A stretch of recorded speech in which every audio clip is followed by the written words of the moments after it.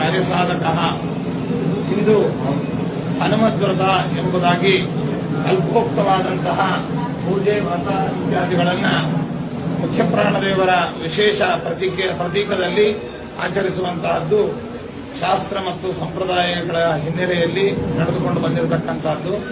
ಅಂತಹ ಮುಖ್ಯ ಪ್ರಾಣದೇವರ ಒಂದು ನಿಮಿತ್ತವಾಗಿ ಆಚರಿಸುವಂತಹ ಈ ಹನುಮದ್ವ್ರತದ ಈ ಶುಭ ದಿನದಂದು ಗುರುರಾಜರ ಸಮ್ಮುಖದಲ್ಲಿರತಕ್ಕಂತಹ ಬೃಹತ್ ಮುಖ್ಯ ಪ್ರಾಣ ಪ್ರತೀಕಕ್ಕೆ ನಾವು ವಿಶೇಷ ಪೂಜೆಗಳನ್ನು ಸಲ್ಲಿಸಿದ್ದೇವೆ.